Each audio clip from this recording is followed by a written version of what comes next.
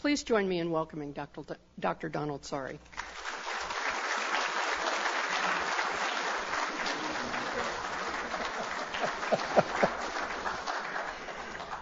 Thank you. Where did she find out about TED? Oh my. Actually, he would come in and see me on a fairly regular basis. True story. And let's see, how do you like those mountains, huh? I run conferences there. The last one was on mathematical astronomy. And what a beautiful place to meet these things. But, I still even get phone calls on it. In fact, today I got a phone call from a person saying, well, I know you knew Ted Kaczynski. And, oh, God. I thought nobody here knew it, but boy, your resources are better than mine or something else. Let me get on to this. During election trouble, the real question is will we elect? Will we really elect whom the voters want? Now, she told you I spent 32 years in the Chicago area. And on election, oh, was it fun. You would hear the cries of vote early, vote often. And it was one of the only areas that I know where just because you died doesn't mean you can't vote.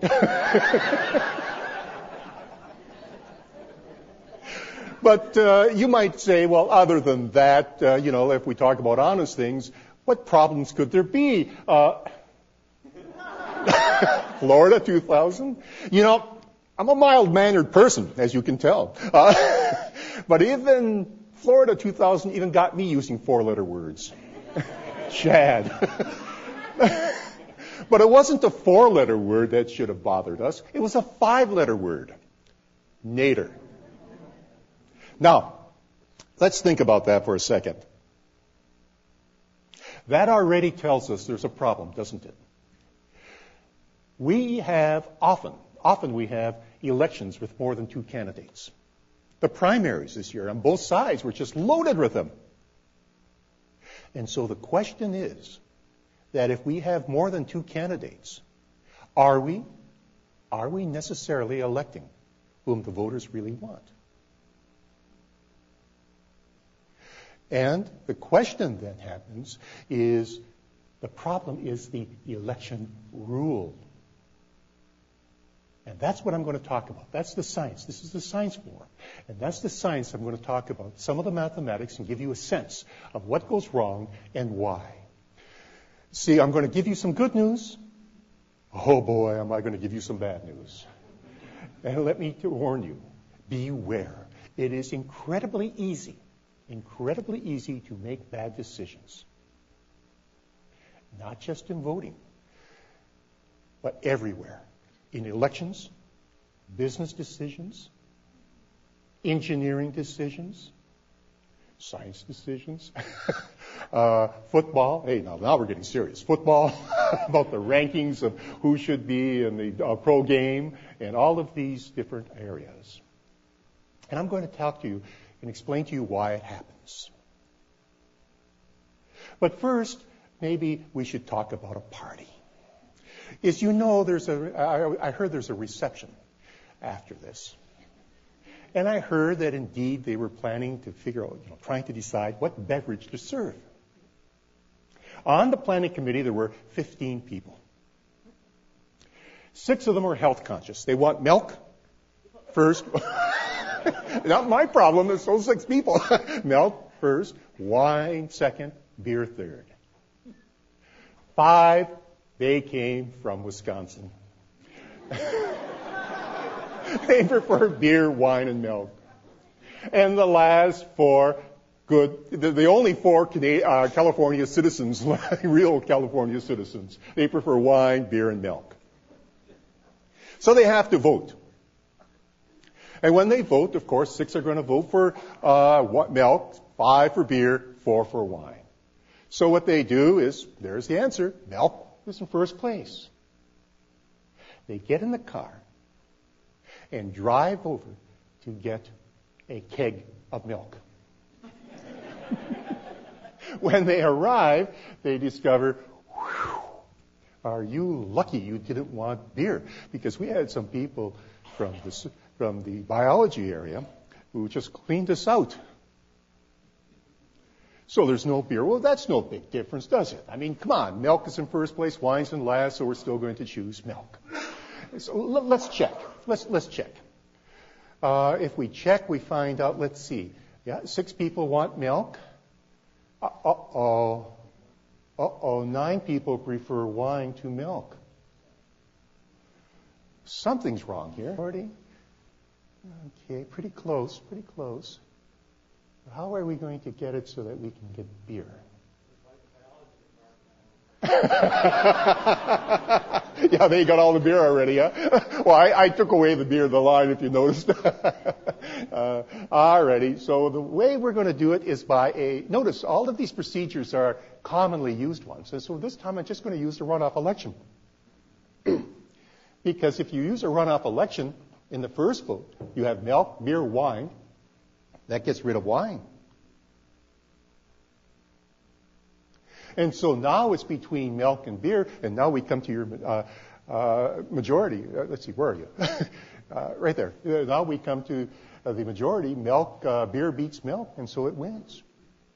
And what we have then is a fact which is highly disturbing, that rather than reflecting the views of the voters, an election outcome, surprisingly often, can reflect the choice of an election method.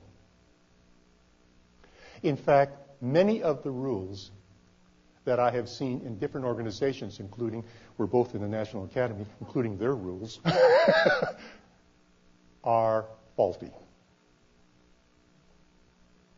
That's one of the things I've been studying. But, you know, I once tried this experiment with 4th graders. Now, I didn't give them beer, wine, and milk. What I did is I went and asked the teacher, what are the TV shows that these kids watch? So I used TV shows. And the 4th graders saw through it right away, the same example. They immediately understood what was going on. And I tried it in 4th graders, and 5th graders, and 6th graders. Once I get to 7th graders, they don't see anything. But remembering my 7th grade years, I understand that quite well. And what happens then is the 4th graders, doesn't that tell us, what is it that we're doing to our kids? Are we brainwashing them or what? What are we doing to our kids so that, they aren't very creative? But what happens then is, what the 4th graders, when I showed it, they said, so milk gets most first place votes. But look, it's in bottom place so many times. And then they said, that wine, they said, well, take a look. It's in first place and second place. And so they argued it should be wine. I can see her. She's a 4th grade girl. She had her hand on her hip, and she says, you don't understand. Beautiful argument. But I'm going to use the 4th grader ideas here to show you that this is not just a hypothetical thing that mathematicians do in their spare time. But this is something that crops up in reality. Let's look at a couple of examples. The first one is in the state of New York. It's when Senator Buckley, who was William Buckley's brother, ran. Remember that? Remember that? There were 2 moderates or liberal moderates that were running, and Buckley was running the Conservative Party. And what happened is the Conservatives never won before and since. He was milk. He was milk. He won for precisely that reason. He was milk. He got a reasonable number of first place votes, and the rest bottom ranked. But since we only count the first place, he got in. Voters will rebel. He was a 1-term senator. That's it. Let's take a look now at the state of Louisiana. In 1991, Romer was running for re-election. Now, he had some controversial decisions. So it wasn't going to be a shoo-in. But let's look at who his candidates were, his opponents were. Edwards, the former governor, who got involved with a little nonsense, financial nonsense, and David Duke, Ku Klux Klan. And what happens then is they had an election, and Romer actually was wine. He had a lot of first and second place votes. The others had some first place, but a lot of bottom place votes. And what happened is that in the runoff election, we had the Crook and Clan runoff. The Crook won. He then went to jail after his term. Voters will rebel. What we also have is one of my favorite places, Minnesota. I mean, come on, I grew up near Minnesota, and I love it. It is the place where all the children are above average. Where the Norwegian matchor farmers are walking down the dust-covered roads, etc. And it is a place where they take their elections seriously, very seriously. And Humphrey right here, this is the son of Hubert Humphrey, was the Attorney General. He had just won a $9 billion suit against the tobacco industries, which really helped the state. Going into September, he was well ahead of his opponent. His main opponent was Norm Coleman, who was a mayor in a local area and a protege of Humphrey. What he did is he moved into the Republican parties because he felt that he was continually overshadowed by Humphrey. Oh yeah, there was a third candidate. What was his name? He wore a boa. Jesse the Body Ventura. Well, Jesse, and I love being able to say this, Jesse played the role of milk. What he did is he had on election day, he was stating, I got more votes than people thought. But he says, of course, he's lost. Well, he didn't. He won, to his surprise. And what he did then is he became Jesse the Mind Ventura. What happens then is we see these examples time and time again. And the difficulty is that the wrong person gets elected. It can affect what happens for a long time after. It's very important. In fact, the next example I have is particularly bothersome. In 1970, remember? Remember that? Yeah. And what happened is the winning candidate was a Marxist. The two other candidates were moderates. What we had then is essentially an example of milk again. The winner had a sizable minority, about 37%, I think it was. And the rest of the people, the split. And what happened then is we went into a period. You know what happened. And a country with a very incredibly proud tradition of democracy then went into a spell of dictatorship. The choice of a voting rule matters. It really, truly matters what rules we use and how we handle them. Voters will rebel. And in fact, this is a case where the voters supported a coup and got consequences they did not want. I say that the business decisions. I looked at business decisions, the decision, I say voting. Why? Because, voting is easy to explain what's going on.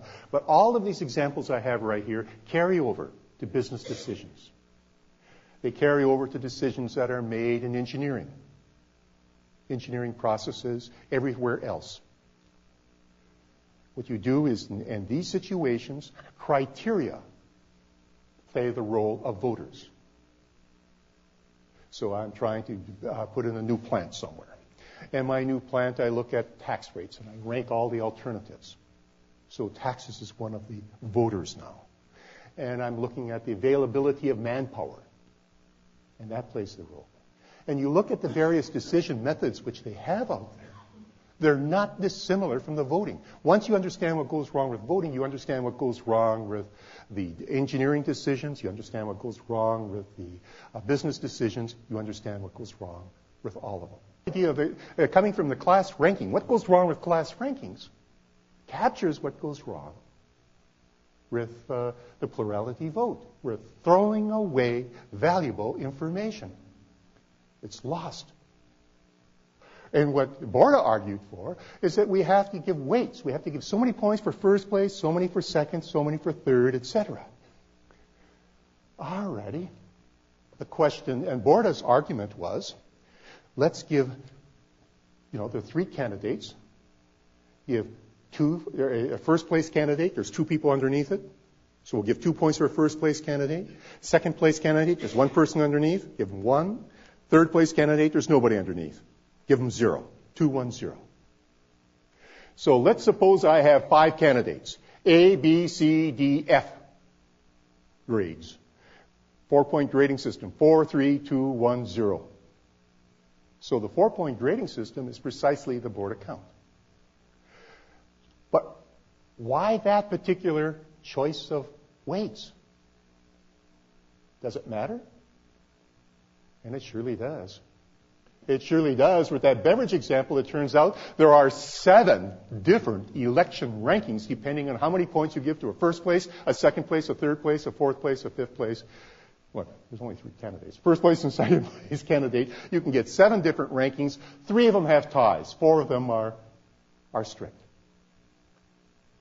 And so the choice of a voting system matters. And the question is, which method is the best? Which method best represents the voters' wishes? And this is a problem that's been around for a couple hundred years. I'm going to give you the solution. I solved it about 5, 6 years ago. Alrighty. Good news, bad news. First, how bad can it get? Well, I'll tell you. You got 3 candidates. About 70% of the time that you have a closely contested 3-candidate election. 70% of the time. Expect that the outcome will change if you use different weights to tally your ballot. My gosh, that's almost like rolling a die, isn't it? 70% of the time, the election ranking can change with the weights. And with more candidates, the problems become far more severe. For example, suppose I have 2 people like Anne to Barb to Connie to Deanna. 2 others like Anne to Deanna to Connie to Barb. 2 like Connie to Barb to Deanna. Well, you can see what I have here. And we're going to elect maybe a new chair of the department or a winner of a prize or something like that. Which method, who should get it? It's not clear. You got to vote. So if we vote, we could vote for 1. If we vote for 1, let's see. Anne gets 4 votes. The others don't get that many. In fact, poor Barb, she doesn't get any. So Anne wins. Well, somebody says that's fine, but why don't we vote for 2? Well, now let's see who is there. Take a look. Barb gets a lot of second-place votes. And if you count up here, nobody else has that many. Barb wins. Didn't have any votes in the first stage. How about vote for 3? Let's be honest. If you're going to vote for 3 out of 4 candidates, it's a politically correct way of voting against somebody. And so all we have to do is find out how many people are bottom ranked. Anne Bannum's bottom ranked, Barb bottom ranked, Deanna's bottom ranked, Connie's not. So if you vote for 3, Connie wins. I only got 9 voters here, and we got 3 different winners so far. All right, what I'm going to do is try to break this tie. Borda count, where I'll give 3 points to a first place, 2, 1, 0. Which one do you think? Who do you think is going to win? Anne, Barb, or Connie? Barb? That's a reasonable assumption. Yeah, except it's Deanna. What we have then is that each of these candidates, each candidate can win by use of a different method, and there's only 9. In fact, what happens is if you use different weights, you can get 18 different rankings of these 4 candidates out of here without ties. If you have ties, you get up to 35. What a mess. That explains why I don't trust elections anymore at all. And so what happens is, in fact, this is a conservative estimate. It's about 90% of the time, if you have a closely contested four-candidate election, and we had them this year in the primaries, about 90% of the time, expect the outcome to depend on how many points you give for a first place, second place, third place candidate, fourth place candidate. That is bothersome. And I'll also give you as you already know, the worst possible method is the one we use, the plurality vote. In fact, it's so bad that, like several other faculty members, I have a business. For a price, I will come to your organization for your next election. You tell me who you want to win. I will talk to the people to get their opinions, and then I will design a fair election outcome, election method. Your candidate will win. Now, this is a joke, please. I've used this line a couple of times, and I actually have been contacted by congresspeople. Actually, even from the representative of the president's office of one country. So, I won't identify. So let's see about this. Let's see about an example. Let's take an example right here where 10 people like Anne, better than Barb, better than Connie, better than Deanna, better than Elaine, better than Fred. 10 people like Barb, better than Connie, better than Deanna, better than Elaine, better than Fred. And the other 10, they prefer Connie to Deanna, to Elaine, to Fred. Who would you like me to elect? Fred? Well, you know, I might have to charge more because everyone prefers Connie to Deanna, to Elaine, to Fred. I hope nobody's in here's name is Fred. So, can anyone help me? Can anyone see what I have to do to elect Fred? Kill somebody. I beg your pardon? Yeah, I want Fred to win at the end. I'm going to... any help? Huh? No, you can have more than one. It's just election rule. I'm going to use a method that each and every one of you have used. And if you don't leave this meeting, this session today, worried about your election outcomes in your departments or various other places, then I haven't tried hard enough. Okay? But I'll show you how. I'm going to do what we do in every department, Robert's Rules of Order. We use things pairwise. Right? Don't we? Isn't that what we do? We look at things pairwise. We compare them. We drop one. We go on to the next one. So what I have here is we're going to compare Deanna and Elaine, and the winner will be compared against Connie, that winner against Barb, etc.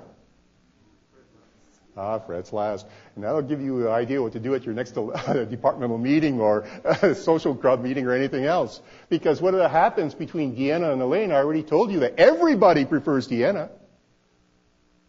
And between Deanna and Connie, I told you that everybody prefers Connie. And between Connie and Barb, that's going to be a little more difficult. Let's see. Oh, there they are. 2/3 of them prefer Barb to Connie. And Barb and Anne. There they are. 20 of them, 2/3 of them prefer Anne. And Anne and Fred. There you go. Fred wins with a 2/3 vote. A landslide victory. You leave the departmental meeting saying, "Oh, my colleagues." But what happens is every one of the votes were either unanimous or 2/3. And who's going to ever question that? If you want it 3/4, I'll give you an example for 3/4. One example for 5/6. Oh, easy. I can give an example with any number you want. And what happens then is Fred is here. This example, by the way, shows you where there's a lot of problems that arise in the labs because you make comparisons, because of the way in which we do things. We make a lot of comparisons, pairwise comparisons, and we get an outcome. And we say, something's wrong. You might say that, well, that doesn't bother me because in my group, we make decisions by consensus. Well, let me tell you, I'm a mathematician. Mathematicians are all mild-mannered, except when it comes to choose a calculus book. That's when you can see blood rolling underneath the floor.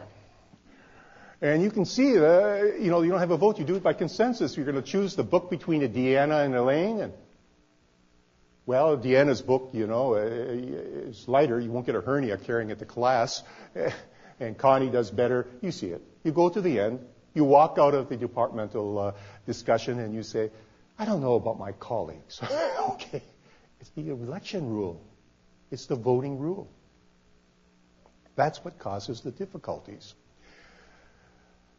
And right now, I think I'm going to tell you some good news. It's time for some good news. And we'll see about how we can find some solutions to these types of problems and explain why they arise and what we should look out for. Right now, you should be worried because almost all of the standard voting rules you have, runoffs, plurality election, vote for two, pairwise comparisons, any of them, I can show you where you're going to get an outcome which is horrible.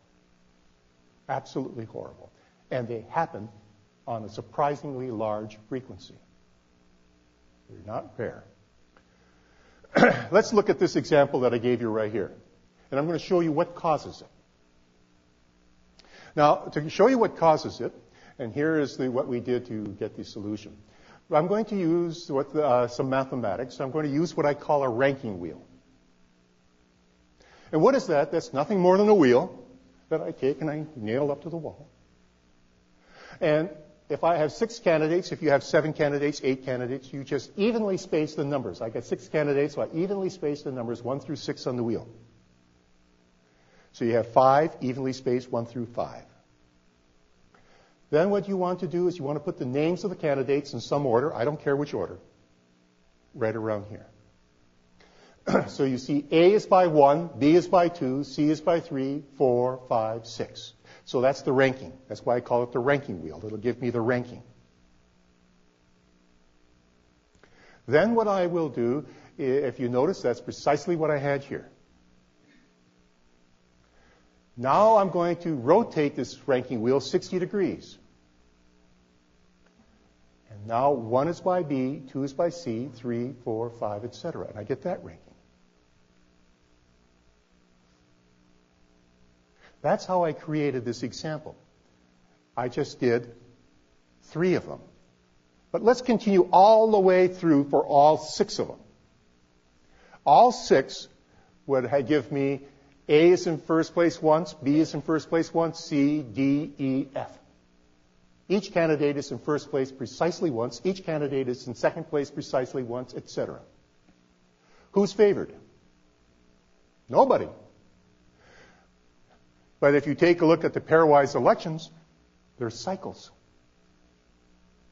The outcome will be 5-1. A will beat B by a 5-1 vote. B will beat C by a 5-1 vote. C will beat D all the way down, and F will beat A. And the reason is lost information. Lost information, which we know that if in your lab or in your business or wherever you are, you know the dangers of lost information. But when it comes to decisions, we don't think about it. But a lot of the decision rules which we use lose information. And that's what causes all the paradoxes and the bad outcomes. Here's some of the lost information. Take a look. Let's take a look at BC. Here's B greater than C. Here's B greater than C. There's C greater than B. And then when C gets knocked down to the bottom place, B will be better than C for the rest of the way. So the outcome will be 5-1. The pairwise vote is myopic. It's got blinders. We can see by looking at the data that it should be a tie. But the pairwise vote it's got blinders. It's only looking at the A-B, outcome all the way through, and it's ignoring all of the others. And so what we end up with is distorted information. Okay, lost information, and this really is a symmetry. It's called a Z6 symmetry because there's 6 of them. It's a symmetry that is studied in physics and mathematics, many other areas. And actually, this symmetry ends up being the source of the these problems right here of cycles and things like this crop up not just in voting. They arise in statistics. They arise in engineering decisions. They arise in business decisions. They arise everywhere. And in all places that I've examined so far, this symmetry is the source. It is the explanation of what goes wrong. So you see what we're doing is by use of mathematics is we're finally beginning to understand what causes these problems and why. And really one of the messages is beware of any voting or decision rule, any of them, that depend on parts. And in your lab, I bet you do have a lot of decisions where you make on parts, right? Simply because of the complexity of what's going on. And later I'll show you how to get around that problem. Okay. So be aware of them because you're going to get problems. Now, I want to give you a little bit more about how do we select a decision rule that'll give us an outcome that reflects what we want. And I'll give you one more example on here. Now, this was a problem that was raised by Borda in 1770. And as I stated, it was just recently solved by me in 2000. Well, a little long time, huh? Lots and lots of papers on it, though, by other people for the last 230 years. Here, let me give you an example. Suppose Bob gets 20 votes and Sue gets 27. Who wins? Well, Sue wins, of course. Now, what's a way of counting the ballots? Well, a way of counting the ballots is take one vote for Bob and one vote for Sue and put them over the side. That's a canceling, right? So now Bob has 19 and Sue has 26. Take one vote for Bob, one vote for Sue, count them in pairs and ties. Okay, you see what I'm doing? And when I get to the end, what do I have is Sue has 7 votes left. So Sue wins. Okay, that's pretty obvious. Now the question is can we count ballots in that same way when we have 3 or more candidates? So what we want to do then is if there's more candidates, I'm going to find an arrangement of votes that looks like it should be a tie. And what happens is we're going to see whether the voting rule treats it as a tie. If the voting rule doesn't treat it as a tie, it is creating a bias. It is giving you an incorrect outcome. Just as if I take a vote for Bob and a vote for Sue and I say Bob's counts as 2 and Sue's counts as 1. Okay, well, there's a bias. Well, if I look at other arrangements, we can if they're ties. Okay, well, that's that. But, what I have to tell you right now is I love my wife. She's sitting right over there. I really love her. But when it comes to politics, well, you know what it is. I can believe one thing, and she'll believe the other, just the opposite. Well, there's an advantage to that. If I believe A.B. Ann, Barb, Connie, and she believes Connie, Barb, Ann, there's an advantage to that because you see it's so nice here in Southern California that what happens is on election day we don't have to vote. We can go to the beach. Okay? Because we're just going to tie. Let's check. Let's check that. Let's check if the ties really are ties. To do so, let's take a look at the plurality vote. And the vote is Ann, Barb, Connie. All righty. So I'm voting for Ann, and she's going to vote for Connie. It's not a tie. This method gives a bias against Barb. So therefore, the plurality vote, what it does is it'll give a bias against second-rank candidates, as we've already seen. Suppose it's lost information because we do not know from the ballot how you voted your second place candidate and who you had for third. We don't have that information. It's thrown out. And that's why we cannot get a tie. In a situation, there should be a tie. Well, let's vote for 2. If we vote for 2, I'm voting for Ann and Barb, and she's going to vote for Barb and Connie. Still, whoa, now we got a bias for Barb. That sounds okay, huh? So now we got a bias for Barb. And why? If you vote for 2, you cannot tell a person's first place or a person's second place. You cannot distinguish between them. Again, lost information. Lost information. All right, let's now try the board account. If I try the board account, I will give 2 points for Ann, 1 for Barb, and 0 for Connie, and she will give 2 for Connie, 1 for Barb, and 0 for Ann. Add them up. You get a tie.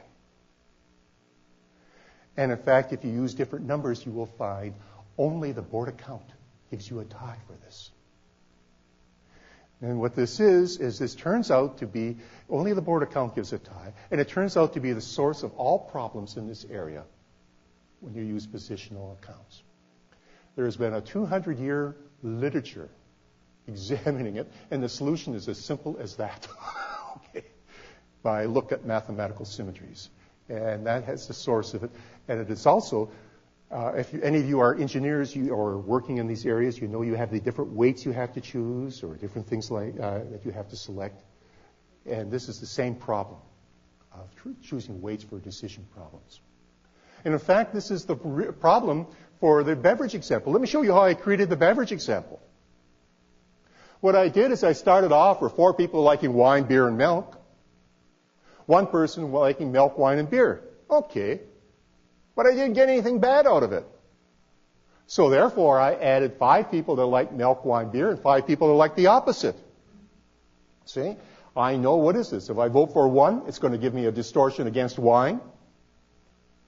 If I vote for 2, it's going to give me a distortion for wine. So when I have configurations like this, I know that's going to happen, and this is the kind of configurations we have to expect will happen in our elections. And so that's one of the reasons the plurality vote is such a miserable, horrible method. It loses too much information. All right. Actually, this resolves the problem. I'm showing it for 3. Why? Because 3 is civilized. Okay. If I showed you the mathematics for 4 candidates, 5 candidates, and 6 candidates, you may not hang me in effigy, you may hang me. Okay. Because it gets, you can just imagine the symmetries in higher dimensional spaces and things that happen in there. But it turns out that the answer is much the same in all of them. All of them, you use mathematical symmetries. And why do you use mathematical symmetries? You use mathematical symmetries to try to identify what is a reasonable configuration for a tie. Then what you do is you use that as a filter to go by and you see which voting rules will or will not give you a tie. And from that, we find out the symmetries are not that dissimilar to that. Remember that Rubik cube? Remember the frustration of that? And what happens is you're just going to get the color here and you twist it. And you change the color somewhere else. Well, the mathematics of the Rubik cube is not that dissimilar from the mathematics that I had to create to handle the voting problem on here. And the answer is that the board account is the unique choice. It is the unique choice where the election outcome reflects the voter's view. Let me give you a quick example. Suppose I used a plurality vote. And with the plurality vote, I find the ranking of the 7 candidates. Let's do 7 candidates. Then I drop 1 candidate and use the plurality vote to find the ranking for the 7 sets of 6 candidates, and all the way down. And that's going to give me a big, well, I'll call it a word because it has a large number, rankings and letters in the right way. Now I'm going to find all possible words that can be created in that fashion with the plurality vote. Then I'm going to find all possible words that could be created with the board account. I told you that the board account is the best, so you know that the board account does not have as many words. So there should be a multiple difference between the two. For example, if I told you the multiple was 10, that would say for any example that you have about the board account, I can modify it in 10 different ways to get something for the plurality vote, things that go wrong. But the multiple is not 10. The multiple is billions times the number of water droplets in all of the oceans of the world. That's with 7 candidates. You can see how horrible a lot of these things are. It explodes on you, the difficulties. This is only one example where voting has played a role in trying to understand societal problems. In fact, a little bit commercial for the Institute for Mathematical Behavioral Sciences.